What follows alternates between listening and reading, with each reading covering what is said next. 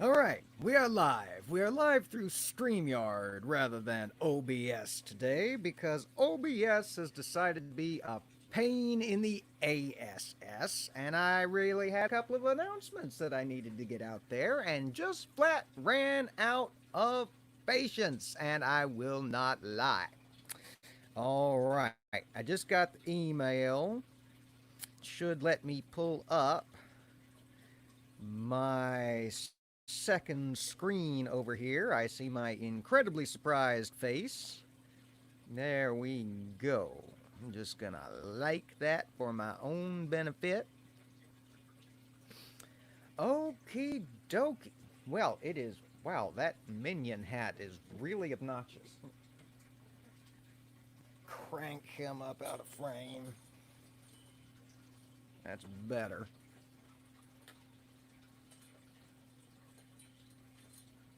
There we go.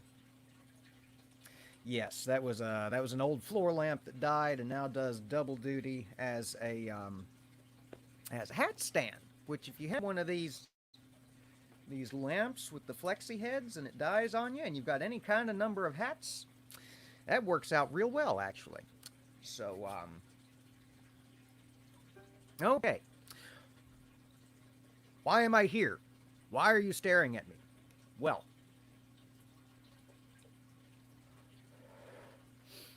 first and foremost, I got to give a big old shout out to my patrons. Brainbug has joined forces with us, and Paul Camish, as always, continues in his mission to make the library a better and better place. My big giant microphone, which I'm going to let y'all see here. Check that shit out. It's got a arm and everything. Doo doo doo doo doo doo doo.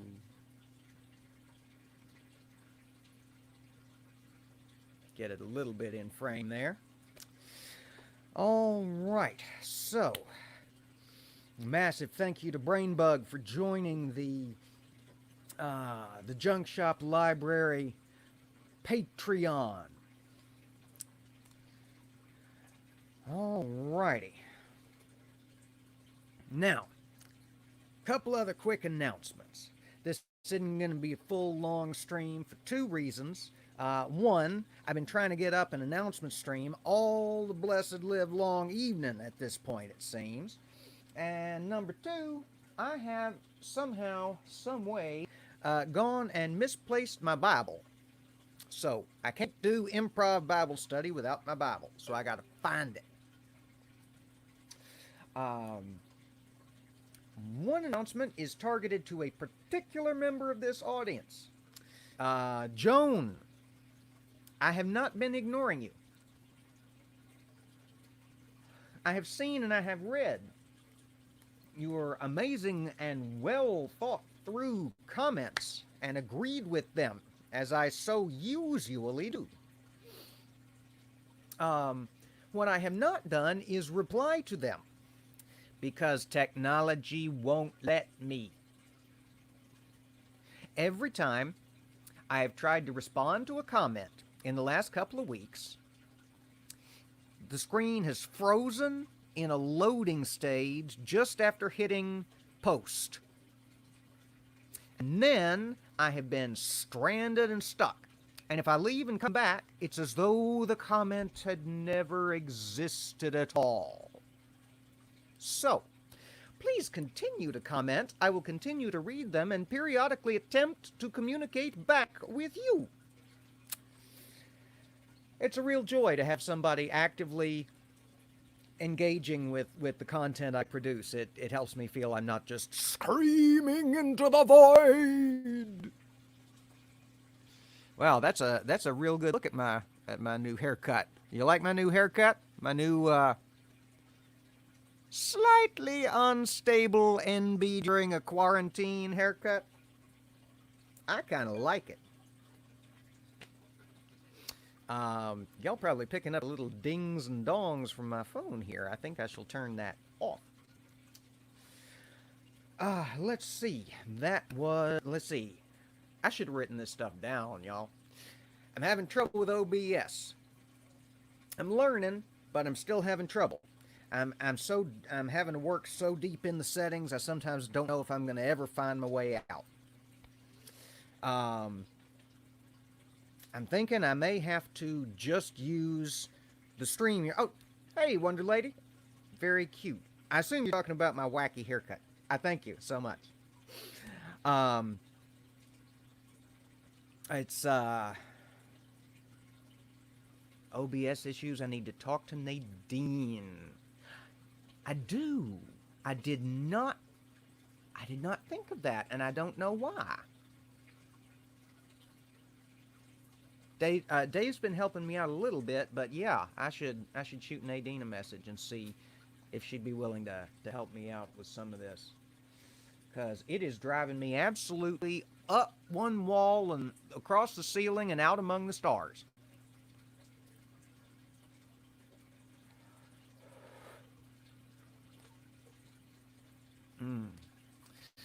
So thank you for that suggestion. That's fantastic. Thank you very much. Let us see. Okay, so I had the announcement to Joan. I had the thank you to both my patrons, without whose patronage I likely would not have my big fancy microphone that I have now. I love it. It is fantastic.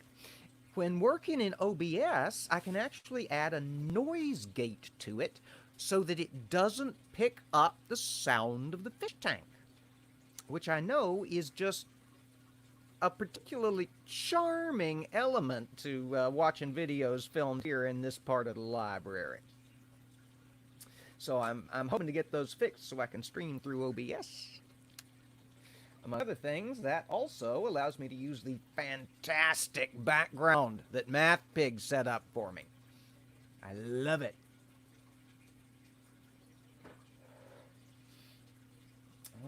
Alrighty.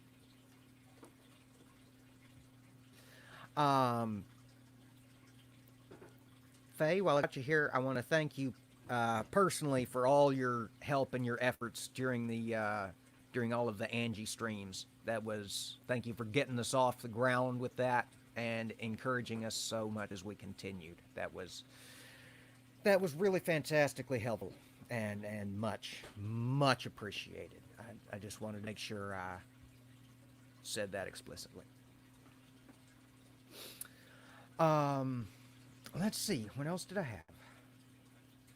Okay, yes, lost my Bible. Going to be finding that the next couple of days because we need to keep on going through 2 Samuel. We're closing in on the end of it, would you believe? Isn't that what we're supposed to do? Help. Yes, exactly. It is what we are supposed to do. Sometimes we're better about it than others, but I'm very proud of our little community for the way we have a tendency to come together and support each other. And I will be damned. It's magic. Where was it? It was in the antique chair. With the one with the Wolfman mask in it. The one chair I didn't look in. It was in the one chair I didn't look in. All right. I wonder. Problem solved. Yeah, exactly. See? Ask and you shall receive. Knock, and the door shall be opened unto you. No, ask your wife, and you shall receive. Well, exactly. Ask your wife, and you shall receive. And that's what I did. I asked her. I said, where is it? I've lost it. Where could it possibly be?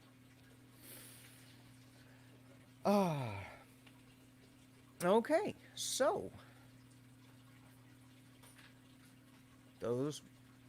Oh yeah, if we want to keep going and do some improv Bible study, I am certainly open to that. If you want to tweet that out, I can tweet that out as well, for that matter.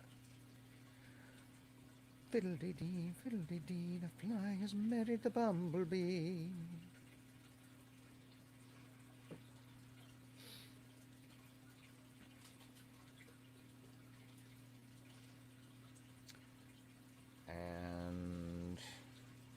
keyboard comes up.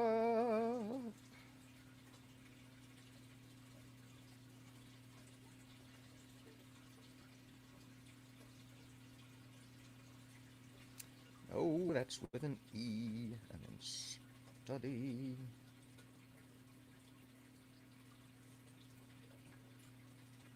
Live right now.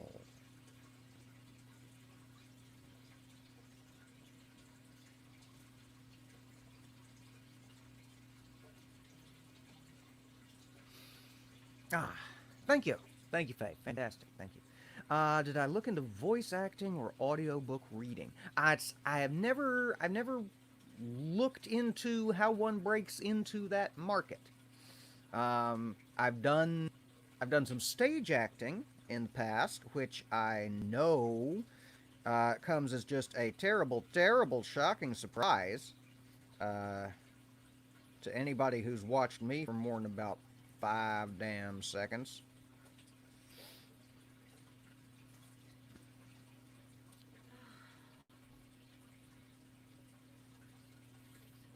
Let's find more checks from Mom. Oh, Sorry. dear. Sorry, do your Okay. thing. Don't pay attention to me. I should. Well, I thank you. People keep telling that to me, and I'm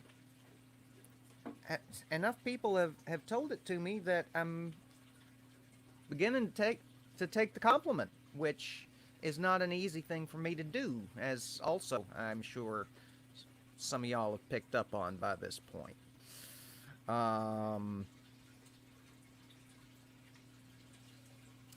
It's yeah, thank you. Let me see. I should do that so that if announcements pop up, they don't blow me away. Can you hear me okay? I mean, you to a certain extent, you seem to be able to, because you've been picking up what I've been putting down. I know when I was trying to work on this in OBS earlier, it was real quiet. And oh yeah, Face says yes. She's a mean one.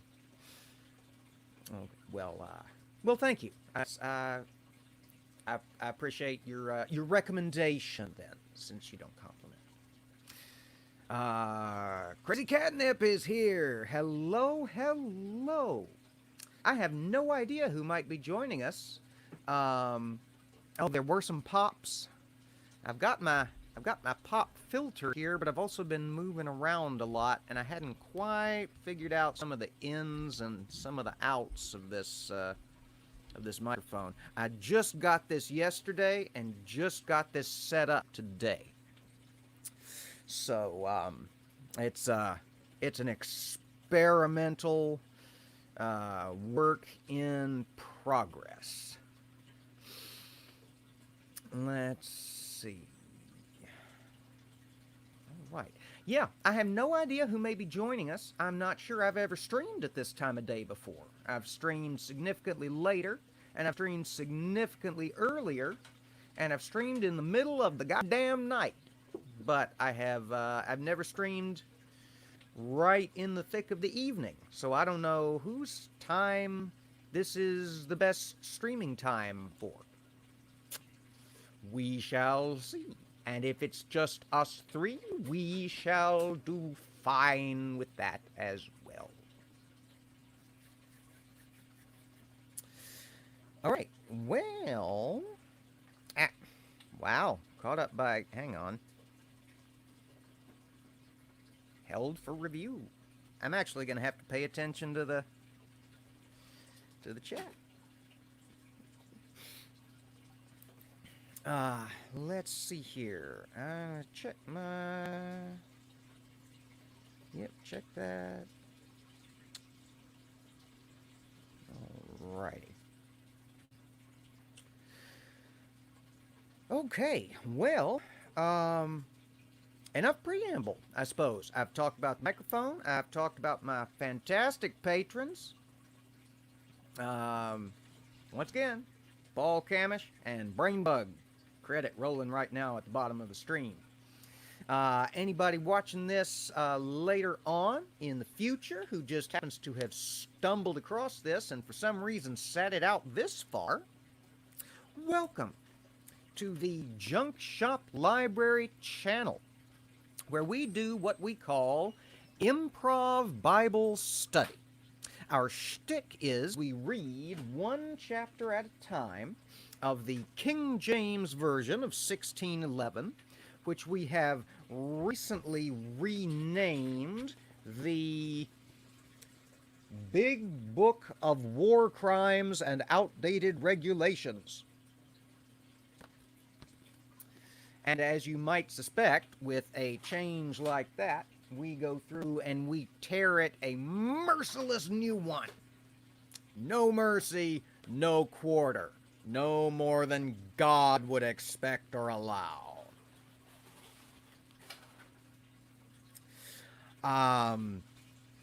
We are, goodness gracious sakes alive, my notifications are going bananas. Pardon me one second. Okay, I know what that means. None of that's important. I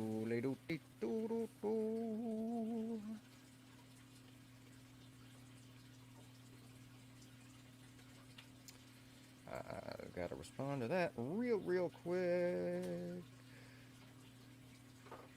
And then I'm going to go back to what I do best.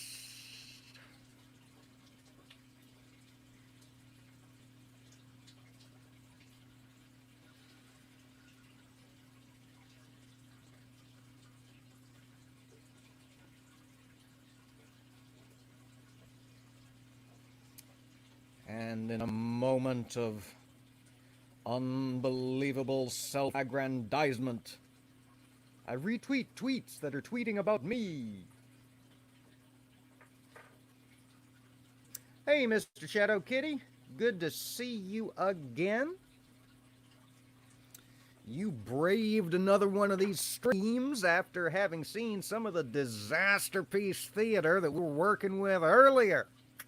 I'm certainly thankful you came back to see us again, my friend. In the interim, the Bible has been found. My wonderful wife, Julie LaVoice, excavated it from an obvious place that I should have known to look, but did not. Did not even occur to me to look there. If you are not subscribed to the channel of Julie LaVoice, you definitely should. She does a series called Wine and Reason, where she tears into the unbelievable misogyny of the everyday world and does it with a similar no mercy, no quarter attitude to that which we evince here in the library. We also do a couples stream, she and I, alternating between her channel and mine, that airs at 8:30. We have now, it was 8, we have moved it to 8:30 starting this coming week on Thursday nights. So, we watch Secular Sexuality over on the ACA network, and then we switch over and we do a stream here that is much less positive and wholesome. We talk about whatever's bothering us, bugging us, making us cantankerous, and so forth and so on.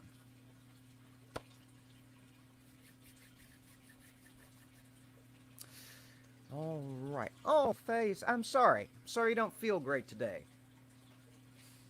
I wasn't feeling great this morning, but I have since heavily caffeinated myself and put together a puzzle that was this microphone, which means that I got the big old caffeine boost and the little endorphin boost of a problem solved and a puzzle conquered.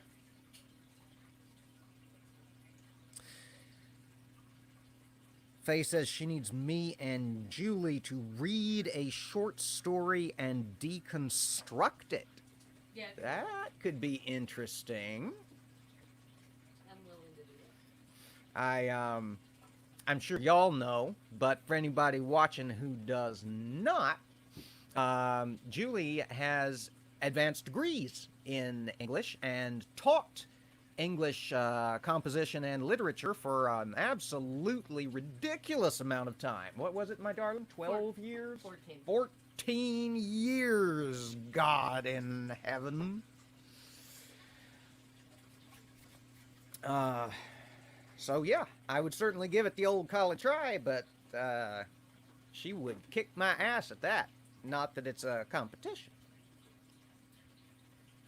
All right. So, as the tweets have gone out and the audience has come in, we are going to move on from announcements into Holy Writ, to everyone's tremendous surprise.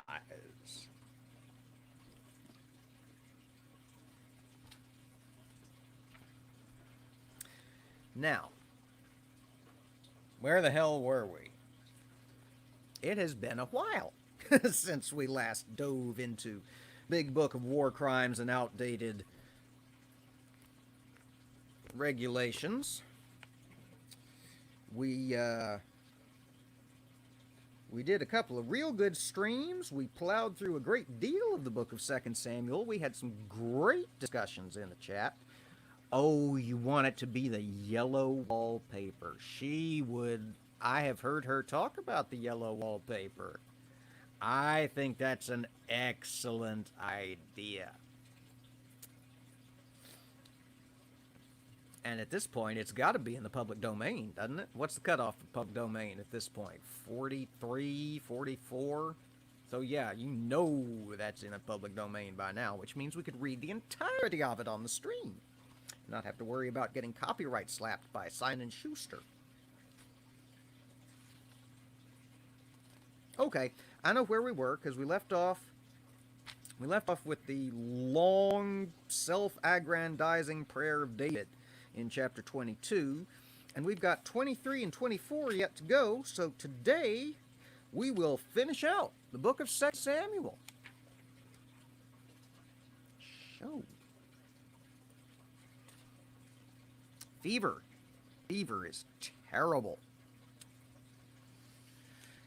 Kat says she's going to be baking cookies while listening and might be late to respond. That's all right. I will likely be late to see anything that you do respond with.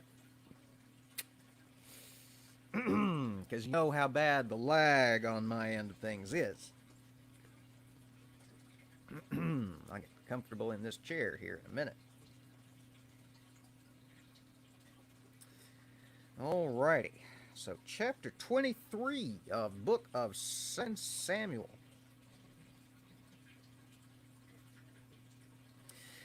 Now these be the last words of David.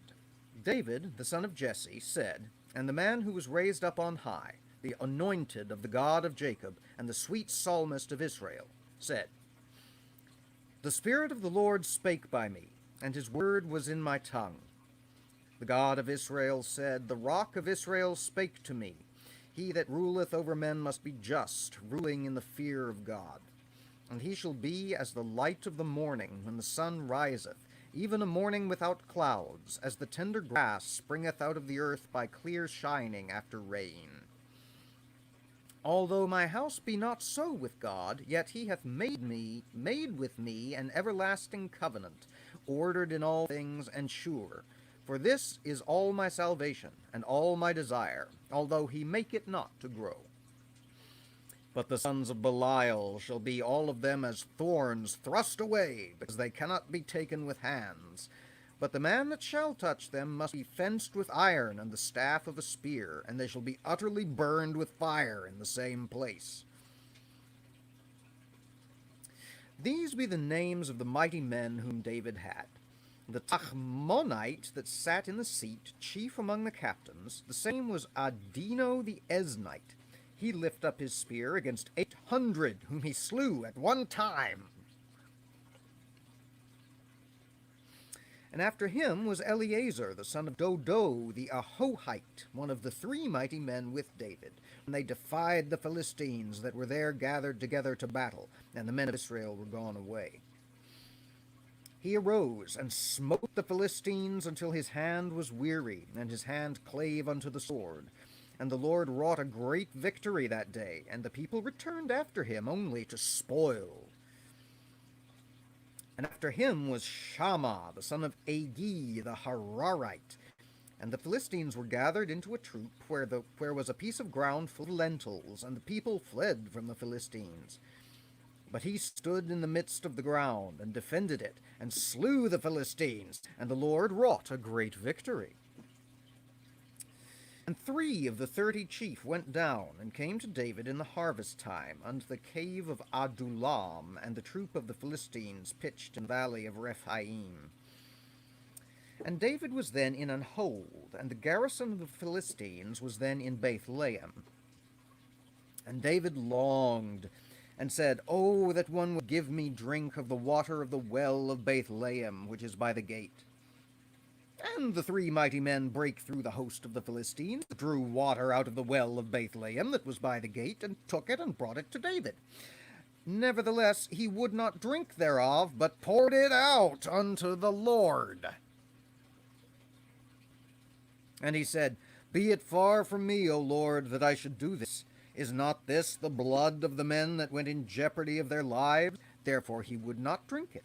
These things did these 3 mighty men. And Abishai, the brother of Joab, the son of Zeruiah, was chief among 3. And he lifted up his spear against 300, and slew them, and had the name among 3. Was he not most honorable of 3? Therefore he was their captain, howbeit he attained not unto the first 3. And Benaiah, the son of Jehoiada, the son of a valiant man, of Kabzeel, who had done many acts, he slew 2 lion-like men of Moab.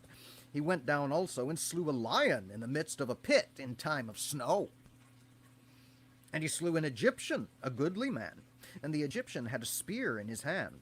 But he went down to him with a staff, and plucked the spear out of the Egyptian's hand, and slew him with his own spear. These things did Benaiah, the son of Jehoiada, and had the name among 3 mighty men. He was more honorable than the 30, but he attained not to the first 3. And Jacob set him over his guard. Asahel, the brother of Joab, was one of the 30, Elhanan, the son of Dodo of Bethlehem, Shammah the Harodite, Elikah the Harodite, Helez the Paltite, Ira the son of Ikesh the Tekoite, Abiezer the Anethothite, Mebunai the Hushathite, Zalmon the Ahohite, Maharai the Netophathite, Heleb the son of Baanah, a Netophathite, Ittai the son of Ribai out of Gibeah of the children of Benjamin, Benaiah the Pirathonite, Hiddai of the brooks of Gaash, Abialbon the Arbathite, Asmavath the Barhumite, Elihaba the Shalbonite of the sons of Jashan, Jonathan, Shammah the Hararite, Ahiam the son of Harar the Hararite, Eliphelet the son of Ahashbai the son of Maakathite, Heliam the son of Ahithophel the Gilonite, Hezrai the Carmelite, Parai the Arbite, Egal the son of Nathan of Zobah, Bani the Gadite, Zelek the Ammonite, Nahari the Beerothite, armor-bearer to Joab the son of Zeruiah, Ira an Ithrite, Gareb an Ithrite, Uriah the Hittite, 37 in all.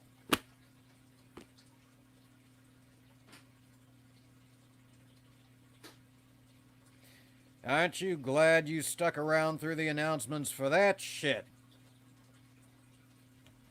Good gravy, McGillicuddy.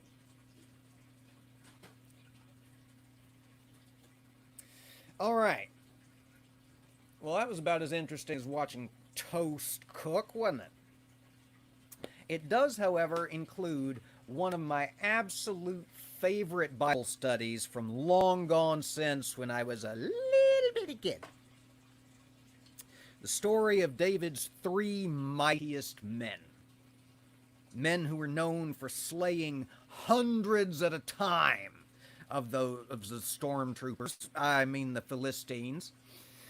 And they gather together one day and overhear Mr. David say, "Oh, I remember those days. Those days do I remember when I lived outside of Bethlehem as a young boy with no responsibilities, no civil uprisings to beat down, no assassins attempting on my life. And the sweetest thing in the world was the water from the well outside my dear father's ancestral home. I wish I had a drink of that right now." And the three mightiest manly men in all of Israel gather together and say, "I bet we can get his ass a cup of water."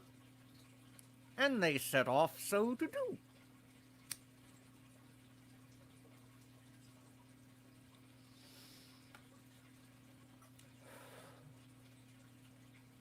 And they break through the Philistine line, and they slay, and they smite, and they gather up a cupful of water out of the well, and they take it back to David and say, "Here, we heard you bemoaning that you couldn't get any of the sweet, sweet water from the deep, deep well of your old, old homestead. Here, we got you some."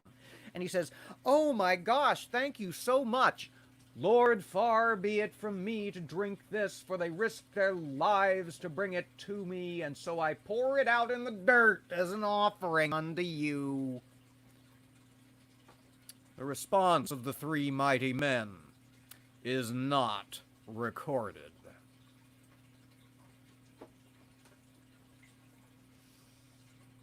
And the remainder of the chapter is just a list of the other mighty men and explanations of the fact that they weren't quite so mighty or quite so honorable as to be included among the first three, who were the mightiest mighty men of all the mighty men that David oversaw.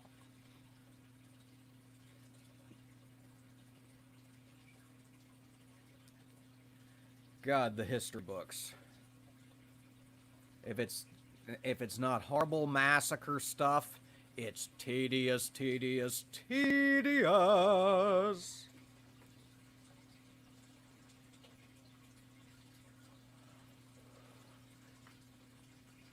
Wonder Lady says, "It just proves I have a good ear."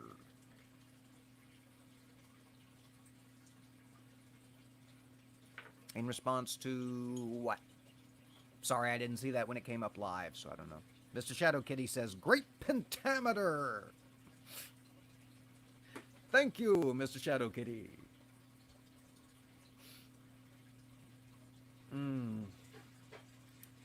All right, well, we got one chapter left of 2 Samuel, and we're going to launch into that now.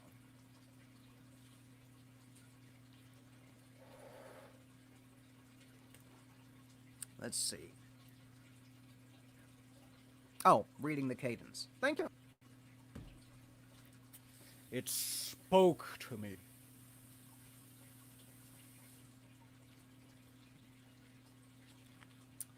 All right. Oh. Y'all pardon me. It's still allergy season, which means the old schnoz itcheth. For we have been smitten with a great plague of oak trees in the neighborhood. They cause all near about to whimper and whistle and wheeze.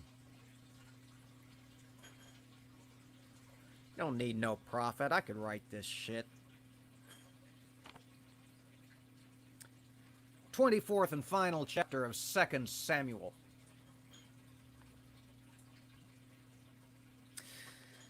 And again the anger of the Lord was kindled against Israel. Now what? And he moved David against them to say, "Go, number Israel and Judah." For the king said to Joab, the captain of the host, which was with him, "Go now through all the tribes of Israel, from Dan even to Beersheba, and number ye the people, that I may know the number of the people." And Joab said unto the king, "Now the Lord thy God add unto the people, how many soever they be, an hundredfold, and that the eyes of my lord the king may see it. But why doth my lord the king delight in this thing? Notwithstanding, the king's word prevailed against Joab and against the captains of the host. And Joab and the captains of the host went out from the presence of the king to number the people of Israel. And they passed over Jordan and pitched in Aroer on the right side of the city that lieth in the midst of the river of Gad and toward Jazer. Then they came to Gilead and to the land of Tahtim Hodshi, and they came to Dan Ja'an and about to Zidon, and came to the stronghold of Tyre, and to all the cities of the Hivites and of the Canaanites, and they went out to the south of Judah, even to Beersheba. So when they had gone through all the land, they came to Jerusalem at the end of 9 days and 9 months, 9 months and 20 days. And Joab gave up the sum of the number of the people unto the king. And there were in Israel 800,000 valiant men that drew the sword, and the men of Judah were 500,000 men. And David's heart smote him after that he had numbered the people. And David said unto the Lord, I have sinned greatly in that I have done. And now I beseech thee, O Lord, take away the iniquity of thy servant, for I have done very foolishly. For when David was up in the morning, the word of the Lord came unto the prophet Gad, David's seer, saying, Go and say unto David, Thus saith the Lord, I offer thee 3 things, choose thee one of them, that I may do it unto thee. So Gad came to David and told him, and said unto him, Shall 7 years of famine come unto thee in thy land? Or wilt thou flee 3 months before thine enemies while they pursue thee? Or that there be 3 days pestilence in thy land? Now advise, and see what answer I shall return to him that sent me. And David said unto God, I am in a great strait. Let us fall now into the hand of the Lord, for his mercies are great, and let me not fall into the hand of man. So the Lord sent a pestilence upon Israel from the morning even to the time appointed, and there died of the people from Dan even to Beersheba 70,000 men. And when the angel stretched out his hand upon Jerusalem to destroy it, the Lord repented him of the evil, and said to the angel that destroyed the people, It is enough, stay now thine hand. And the angel of the Lord was by the threshing place of Araunah the Jebusite. And David spake unto the Lord when he saw the angel that smote the people, and said, Lo, I have sinned, and I have done wickedly. But these sheep, what have they done? Let thine hand, I pray thee, be against me, and against my father's house. And Gad came that day to David, and said unto him, Go up, rear an altar unto the Lord in the threshing floor of Araunah the Jebusite. And David, according to the saying of Gad, went up as the Lord commanded. And Araunah looked, and saw the king and his servants coming on toward him. And Araunah went out and bowed himself before the king on his face upon the ground. And Araunah said, Wherefore is the Lord the king come to his servant? And David said, To buy the threshing floor of thee, to build an altar unto the Lord, that the plague may be stayed from the people. And Araunah said unto David, Let my lord the king take and offer up what seemeth good unto him. Behold, here be oxen for burnt sacrifice, and threshing instruments, and other instruments of the oxen for wood. All these things did Araunah, as a king, give unto the king. And Araunah said unto the king, The Lord thy God accept thee. And the king said unto Araunah, Nay, but I will surely buy it of thee at a price. Neither will I offer burnt offerings unto the Lord my God of that which doth cost me nothing. So David bought the threshing floor and the oxen for 50 shekels of silver. And David built there an offering unto the Lord, and offered burnt offerings and peace offerings. So the Lord was entreated for the land, and the plague was stayed from Israel. And there we have the 24th and final chapter of the book of 2 Samuel.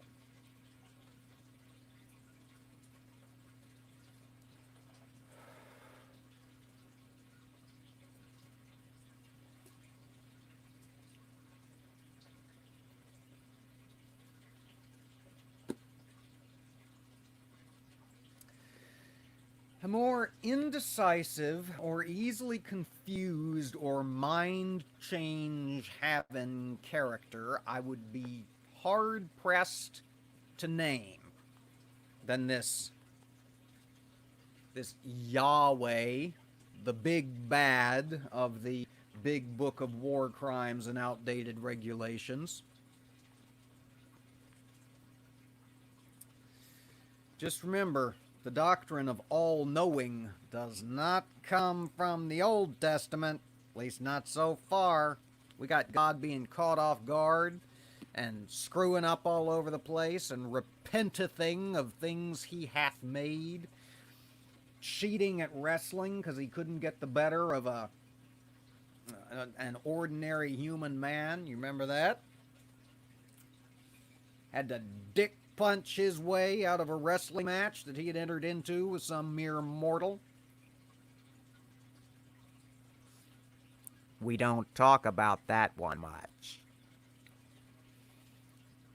I mean, atheists do. Atheists talk about it a lot. But back in my Sunday school and churching days, we didn't talk about that story too much.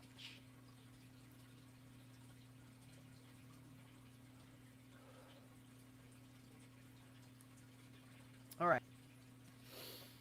So in this chapter, God gets mad at David for no readily discernible reason. There's not even a reason given this time. Most of the time, there's a reason given. Because heaven knows David fucks up well enough on his own. But this time, he didn't do anything to get wrath rained upon him. He had to have God move him to do something bad first. And what was this bad thing he did? Did he have somebody murdered and raped the dead man's wife?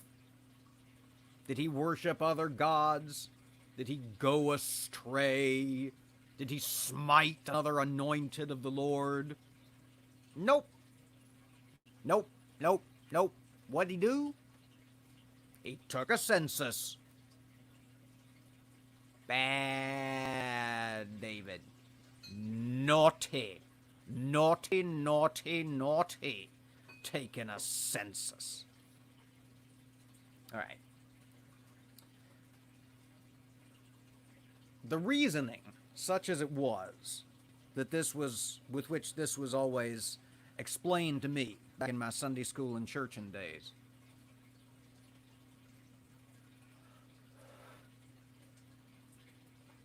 was that it was an act of lack of faith in the Lord. Because he goes around the entire tribes of Israel and Judah and numbers the mighty men that drew sword.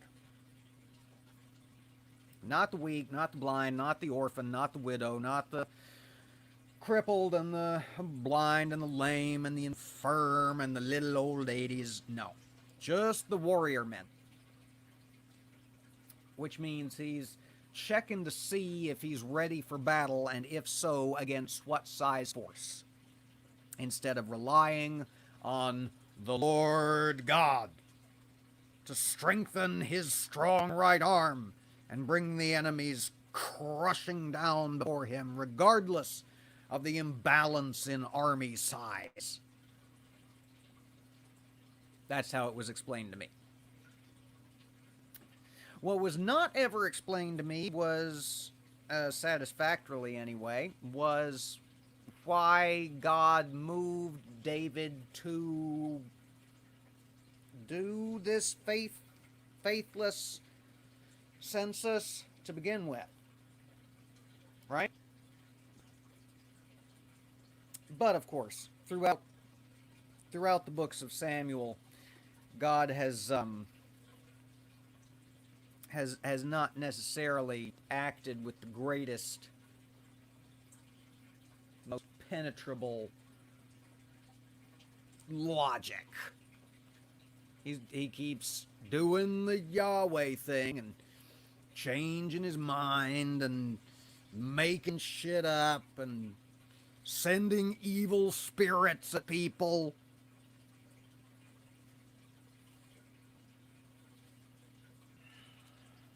So, making as much sense as the God of Israel ever does in the books of Samuel, 1st and 2nd, God moves David's heart to count his warrior men.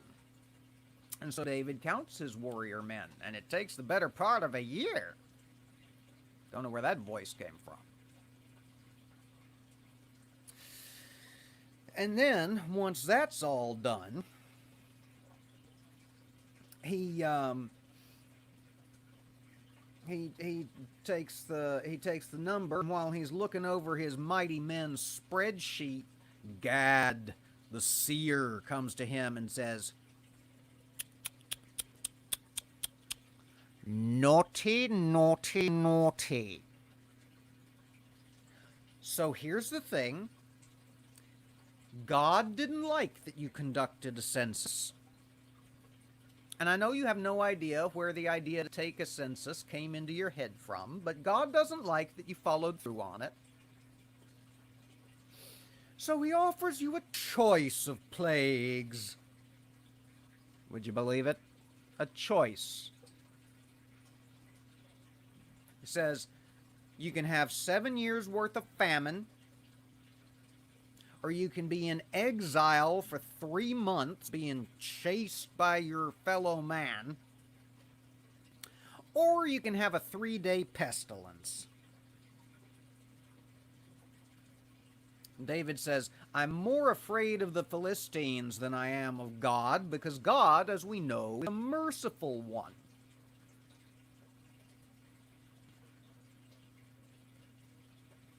So I'll go with the pestilence.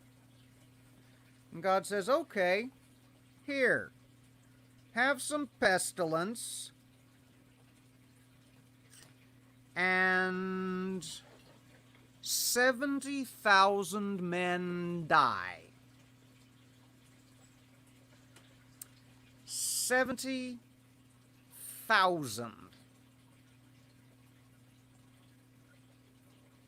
No record of how many women and children died. Because remember, property.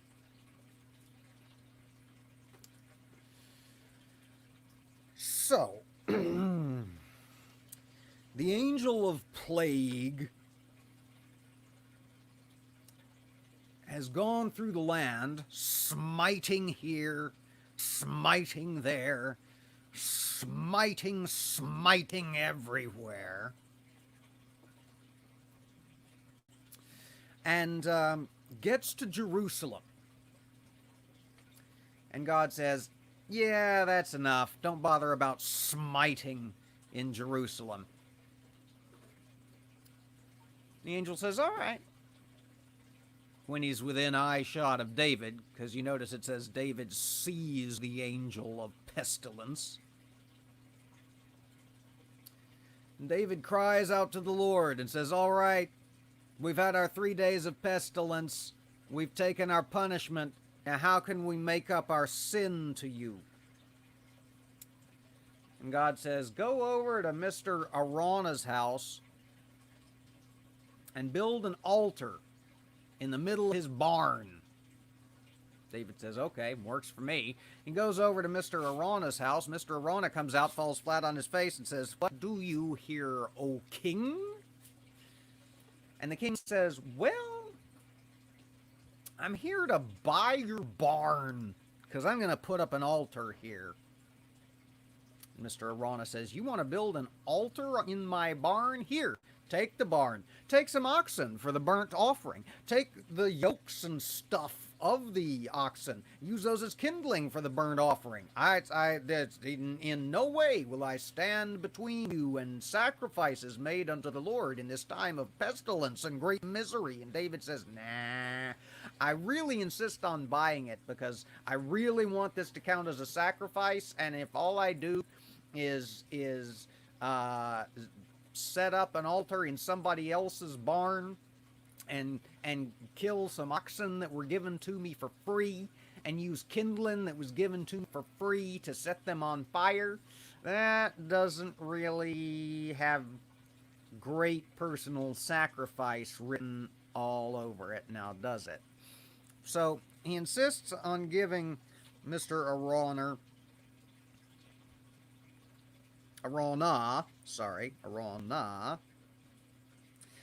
50 shekels of silver, which is a not inconsiderable amount of coinage.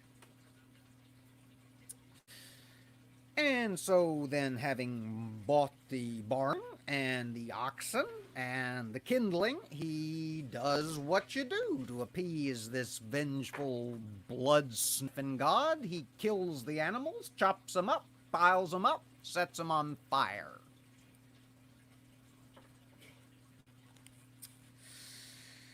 And the plague goes away, and that's the end of the chapter, and that's the end of the book.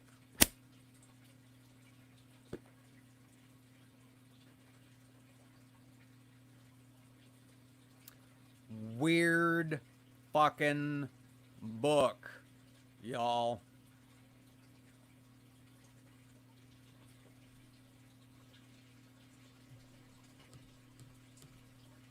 Super weird. All right. Well, counting announcements, we have been closing in on an hour.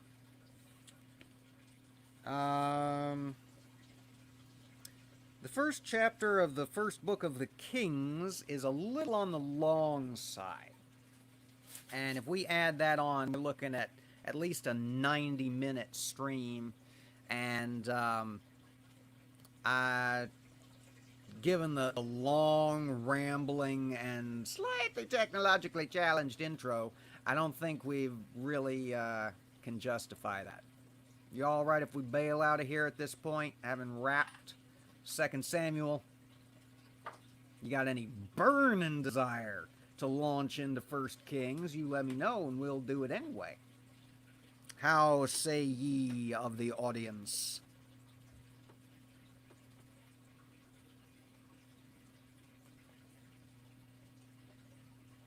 If you're watching this after the fact, I no more know what's about to happen than you.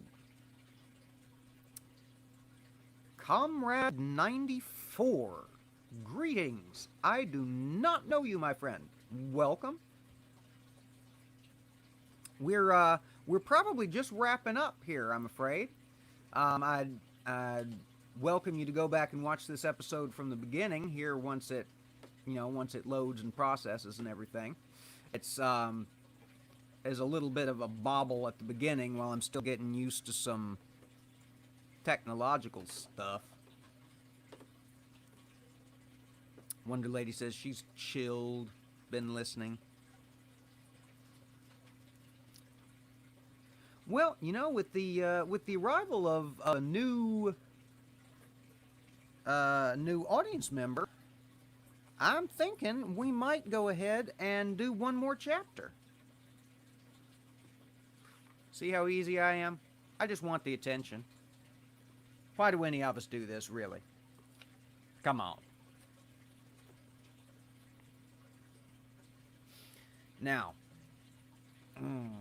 I remembered from my Sunday school and churching days a lot of stuff from the 2 books of Samuel. I just kicked my light. I hope that didn't cause weird shadows as much as I'm afraid it did. I don't remember much about 1st and 2nd Kings off the top of my head. I feel like there's probably going to be some stuff I recognize as we go through it, but I'd be hard-pressed to tell you what happens. So, let us be surprised and horrified together. 1 Kings chapter 1. We're in the King James Bible of 1611 for the newcomers, because it's in the public domain. And let's face it, once we finally get over to Psalms and Proverbs, it's going to be the version we're most used to hearing read out at, funerals and christenings and such.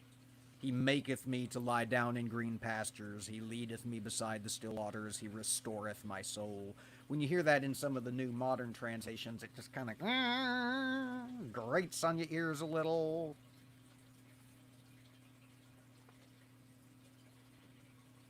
All right. The first book of the Kings, chapter 1. Now King David was old and stricken in years. They covered him with clothes, but he gat no heat. Wherefore his servants said unto him, Let there be sought for my lord the king a young virgin, and let her stand before the king, and let her cherish him, and let her lie in thy bosom, so that my lord the king may get heat.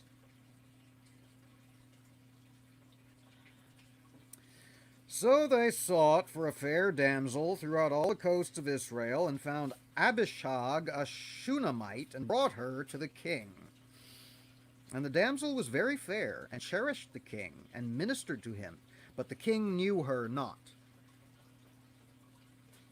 Then Adonijah the son of Haggith exalted himself, saying, I will be king. And he prepared him chariots and horsemen, and 50 men to run before him. And his father had not displeased him at any time in saying, Why hast thou done so? And he also was a very goodly man, and his mother bare him after Absalom. And he conferred with Joab the son of Zeruiah, and with Abiathar the priest, and they following Abonijah helped him. But Zadok the priest, and Benaiah the son of Jehoiada, and Nathan the prophet, and Shimei, and Rei, and the mighty men which belonged to David, were not with Adonijah. And Adonijah slew sheep and oxen and fat cattle by the stone of Zoheleth, which is by Enrogel, and called all his brethren the king's sons, and all the men of Judah the king's servants. But Nathan the prophet, and Benaiah, and the mighty men, and Solomon his brother, he called not. Wherefore Nathan spake unto Bathsheba, the mother of Solomon, saying, Hast thou not heard that Adonijah the son of Haggith doth reign, and David our Lord knoweth it not? Now therefore come, let me, I pray thee, give thee my counsels, that thou mayest save thine own life, and the life of thy son Solomon.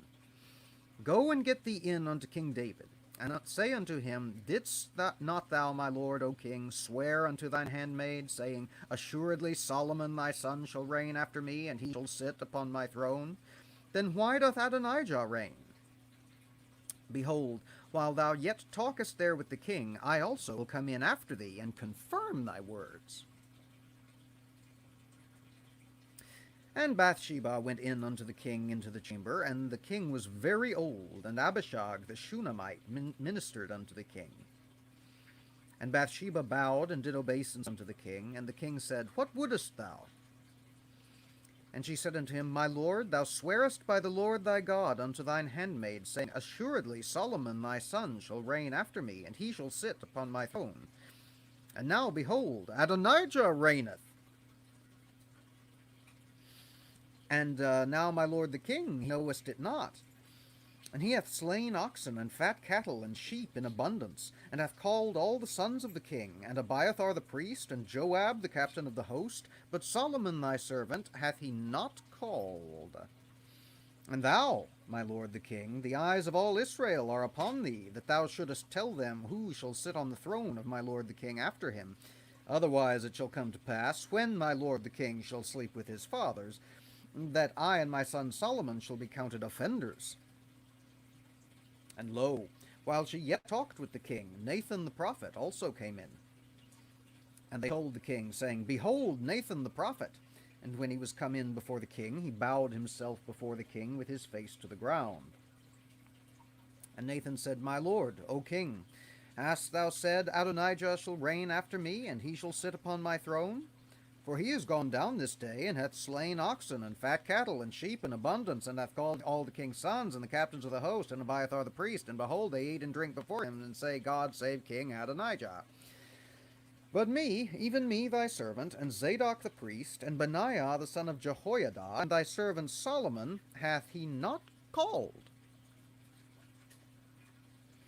Is this thing done by my lord the king, and thou hast not shewed it unto thy servant, who should sit on the throne of my lord the king after him? Then King David answered and said, Call me Bathsheba. And she came into the king's presence, and stood before the king.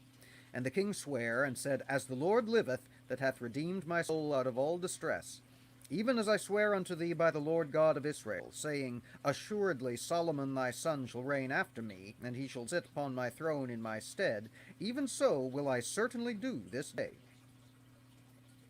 Then Bathsheba bowed with her face to the earth, and did reverence to the king, and said, Let my lord King David live forever.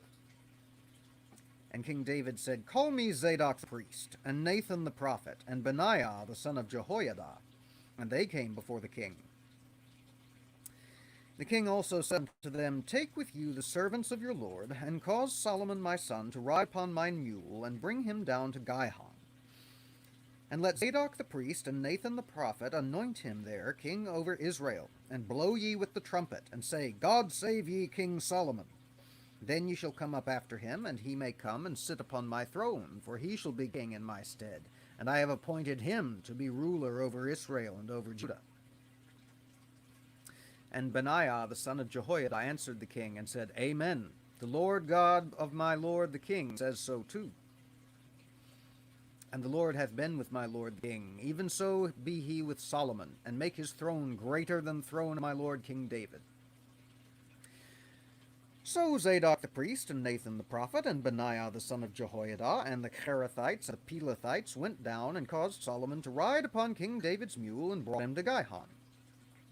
And Zadok the priest took a horn of oil out of the tabernacle, and anointed Solomon. And they blew the trumpet, and all the people said, God save King Solomon. And all the people came up after him, and the people piped with pipes, and rejoiced with great joy, so that the earth rent with the sound of them. And Adonijah and all the guests that were with him heard it, as they had made an end of eating. And when Joab heard the sound of the trumpet, he said, Wherefore is this noise of the city being in an uproar? And while he yet spake, behold, Jonathan the son of Abiathar the priest came, and Adonijah said unto him, Come in, for thou art a valiant man, and bringest good tidings. And Jonathan answered and said to Adonijah, Verily, our Lord King David hath made Solomon king. And the king hath sent with him Zadok the priest, and Nathan the prophet, and Benaiah the son of Jehoiada, and the Cherethites, and the Pelethites, and they have caused him to ride upon the king's mule. And Zadok the priest and Nathan the prophet have anointed him king in Gihon, and they are come up from thence rejoicing, so that the city rang again. This is the noise that ye have heard. And also Solomon sitteth on the throne of the kingdom. And moreover, the king's servants came to bless our Lord King David, saying, God make the name of Solomon better than thy name, and make his throne greater than thy throne. And the king bowed himself upon the bed. And thus also said the king, Blessed be the Lord God of Israel, which hath given one to sit on my throne this day, mine eyes even seeing it. And all the guests that were with Adonijah were afraid, and rose up, and went every man his way. And Adonijah feared because of Solomon, and arose, and went, and caught hold on the horns of the altar. And it was told Solomon, saying, Behold, Adonijah feareth King Solomon, for lo, he hath caught hold on the horns of the altar, saying, Let King Solomon swear unto me today that he will not slay his servant with the sword. And Solomon said, If he will shew himself a worthy man, there shall not be an hair of him fall to the earth. But if wickedness shall be found in him, he shall die. So King Solomon sent, and they brought him down from the altar, and he came and bowed himself to King Solomon, and Solomon said unto him, Go to thine house. And there we have the first chapter of the first book of Kings.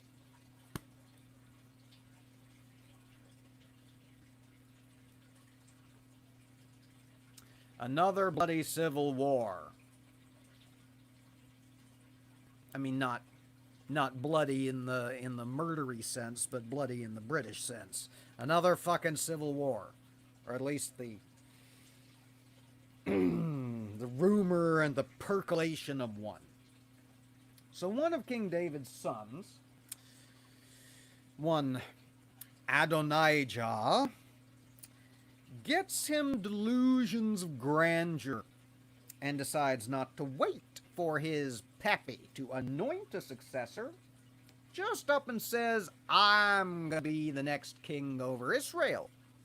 And he gathers up everybody he thinks he can convince to go along with him, and they go and have a party.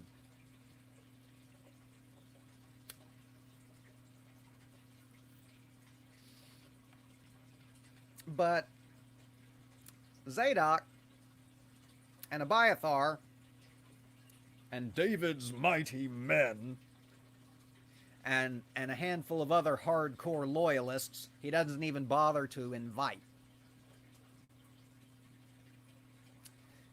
And so they go to Bathsheba, still a wife of King David. You remember Bathsheba, she who was the wife of Uriah the Hittite, for David murdered him.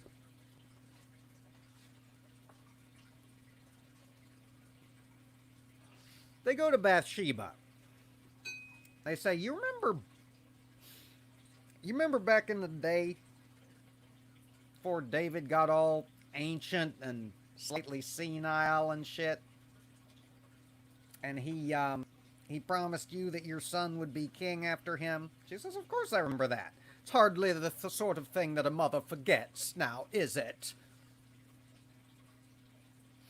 And they say, well, here's the thing.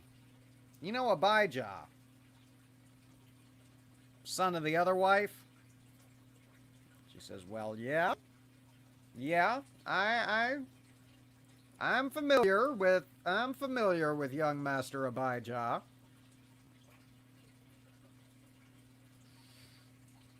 They say, well, here's the deal. He's decided he's going to be king instead of your big boy, and he has gathered up the Keelathites and the Pelethites and a whole bunch of other folks and is having a party to celebrate the fact that he's going to be the next king. And she says, the hell you say? Take me to David.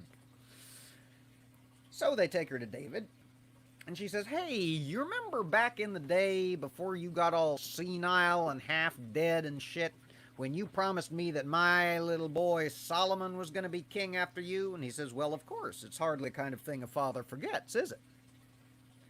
She says, well, here's the thing. You know Abijah, son of your other wife? And he says, yeah, I'm familiar with young Master Abijah. And she says, well, here's the thing. He's done announced that he's going to be king after you instead of my little boy Solomon, and he has gathered together the Pelethites and the Keelathites and all manner of other folks from among the tribes of Israel, and they're having a party to celebrate the fact that he's going to be king instead of my little boy Solomon. And David says, the heck you say?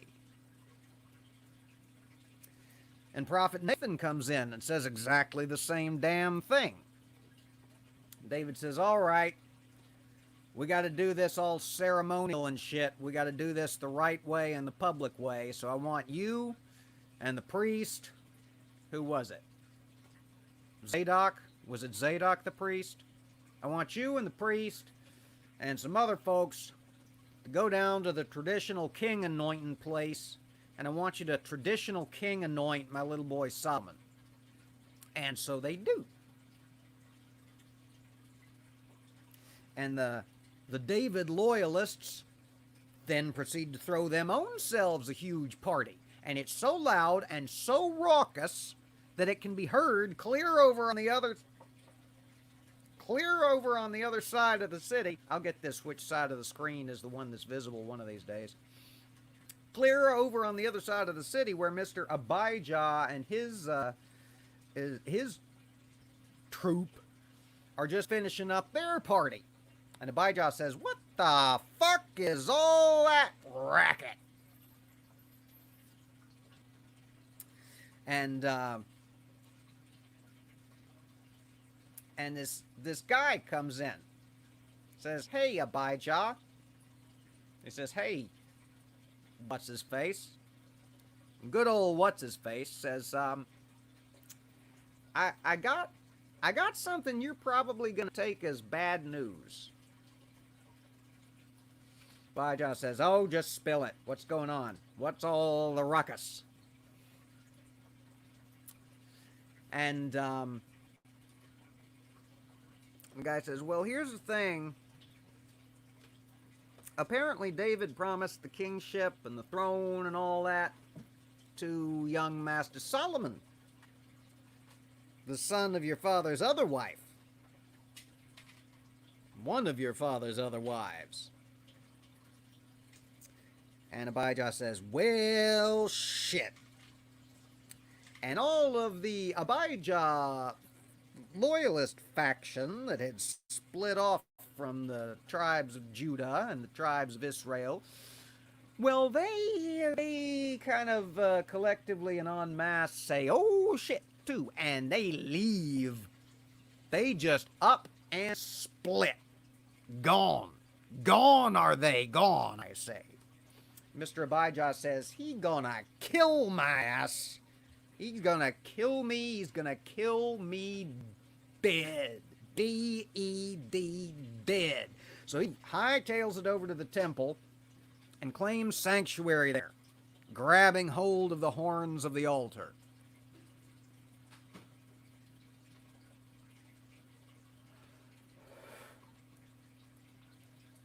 And word gets back to King David that his son Abijah is all freaked the fuck out and holed up in the temple, scared shitless he's gonna die. And they say, "Should we kill him?" He says, "Only if he's a very naughty boy. Tell him to go to his house until we figure out if he's on the naughty list or the nice list." And that wraps up the chapter.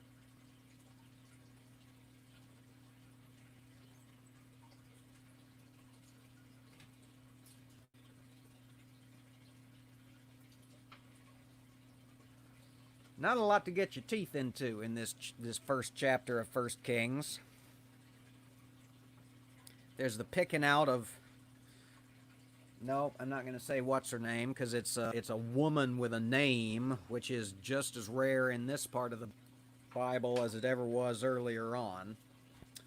So, Abishag, the Shunammite, a fair damsel and a young virgin, who has been brought to minister unto the king in his old age when he can't get warm. And the authors include the little aside, "but he knew her not." And as we all know, knowing in the King James English is a euphemism for fucking. So, no hanky-panky is what "he knew her not" means. Now, I don't know where that line is between lying upon someone's bosom to give them warmth and no hanky-panky is, but apparently David and Abishag figured it out. Not to mention David was old and stricken in years, so odds are he wasn't doing a whole lot of knowing in the biblical sense. Anyways, but that's neither here nor there. At least we managed to get through a chapter with a woman who was named and who didn't get murdered horribly or raped. Increasingly rare as this tedious, vicious book drags on ad infinitum.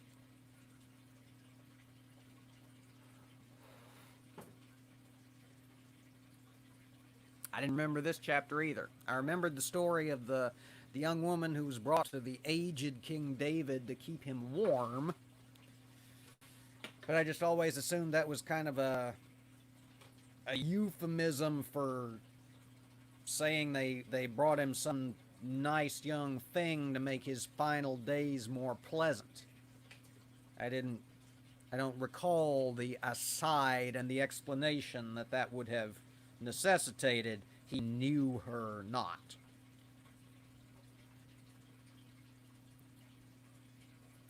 In case you hadn't noticed, explanations were not real big in the junk shop household when old junk shop was growing up. It was just, here's the book, follow it. She bears, says Mr. Shadow Kitty. Doesn't want to miss when Elisha goes up the mountain. Yeah. Oh, we'll get to Elijah and Elisha and the brutal killings and miracles of those two mighty men of God before too long. I think I think you're right. I think that's either in 1 Kings or 2 Kings. It's got to be, because Chronicles comes after that. And, I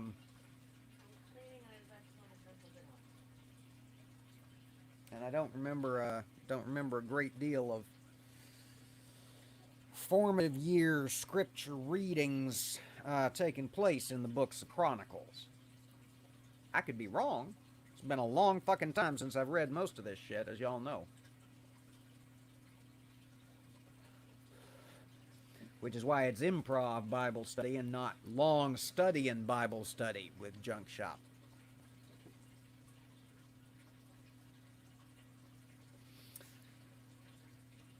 All right. Well, we just passed Kings 2. Okay. Yeah, well, we'll get to that eventually, my friend. Eventually.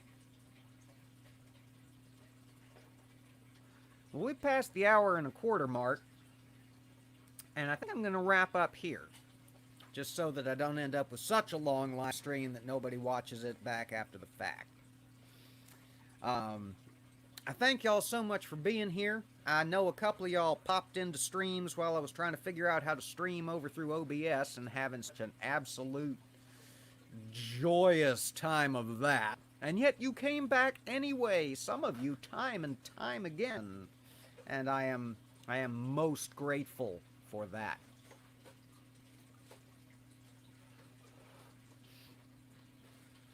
I would be remiss in my duties as a YouTuber did I not do a couple of final housekeeping things before we split.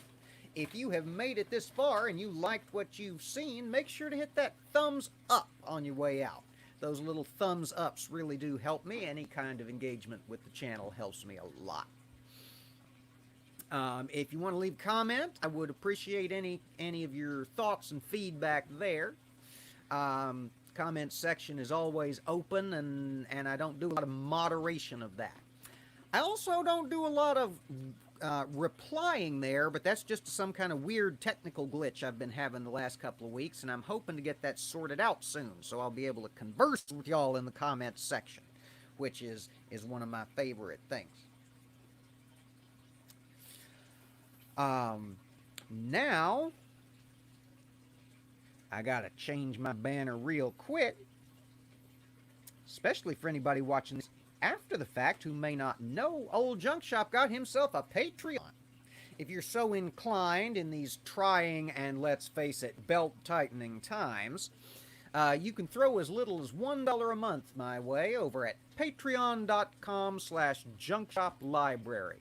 Funds raised in that manner go to improve the standard of the equipment and the training used here in the library, and my brand new and beautiful microphone is the first and most obvious example of that.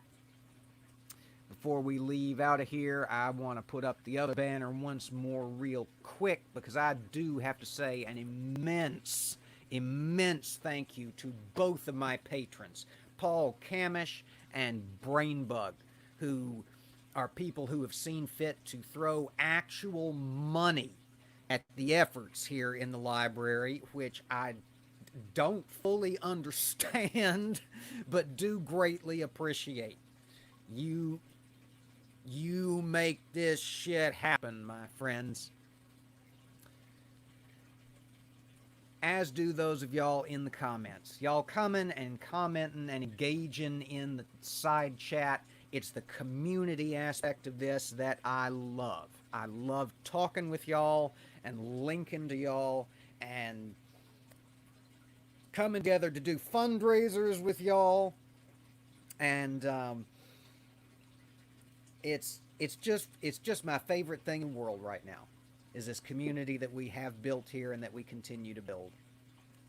If you're an old friend of the channel, thank you so much for coming back. If you're a new friend of the channel, thank you so much for visiting, and I hope you hit that subscribe button and turn on the notifications. For all the good that'll do you. You and I both know that the YouTube notification system is hopelessly eccentric. And when even I can say that, you know it's weird. So, until we congregate again here in some portion of the library, everybody take care. Everybody be safe. Wash your hands. Maintain your social distancing and wear your masks when you go out. Gloves too, if you can find them. Good night, everybody. We will see you around. Stand against hate. End the broadcast. Yes. Check box.